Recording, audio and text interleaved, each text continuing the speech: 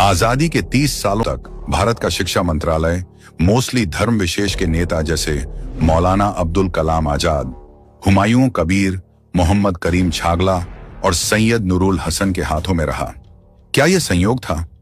आजादी के बाद नेहरू परिवार की रिश्तेदार रोमिला थापर ने अपने तरीके से इतिहास लिखा, मुगलों का मनचाहा महिमा मंडन किया और शिक्षा नीम को आक्रांताओं का गुलाम बना दिया गया।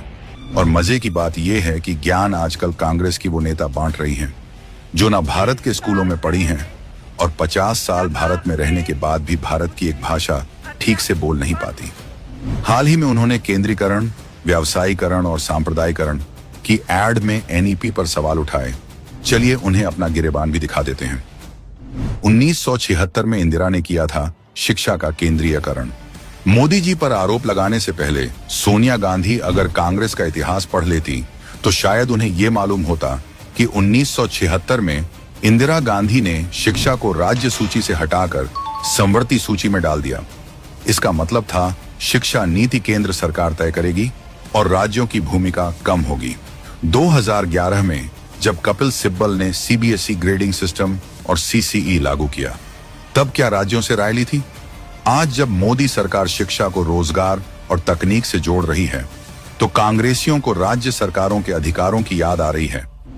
व्यावसायीकरण शिक्षा सुधार के नाम पर सबसे बड़ा ढोंग 2009 में यूपीए सरकार का लाया गया राइट टू एजुकेशन एक्ट था, जिसकी घिसी पिटी धाराओं ने बिना परीक्षा कक्षा 8 तक प्रमोशन ने बुनियादी शिक्षा चौपट कर दी।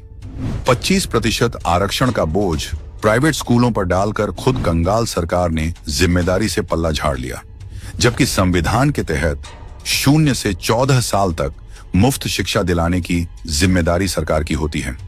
आरटीई एक्ट में प्राइवेट स्कूलों पर सख्त नियम थोपे गए, जबकि सरकारी स्कूल बदहाल रहे। सरकार से मान्यता अनिवार्य होने से घूसखोरी बढ़ी, पसंदीदा लोगों को मान्यताएं दी जाने लगी। यूपीए के इस आरटीई पॉलिसी से सिर्फ 5 सालों में देश के 1 लाख स्कूल बंद हो गए।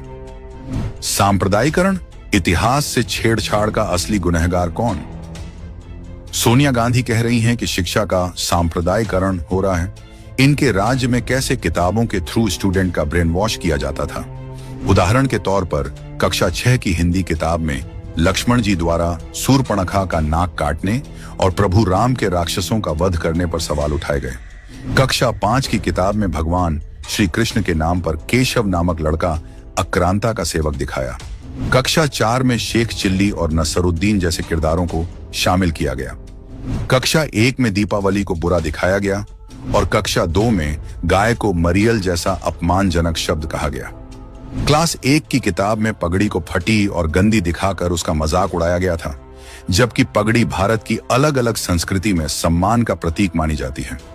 ये सब 2006 में यूपीए द्वारा लागू किया गया पाठ्यक्रम था और आज भी वही इतिहास हम पढ़ रहे हैं। सफाई अभी हुई नहीं है, सड़न जड़ों में है। सोनिया जी, आप चिंता ना करें, कूड़ा तो साफ होकर रहेगा। Mark yourself safe from Mahathag Bandhan. Pledge now.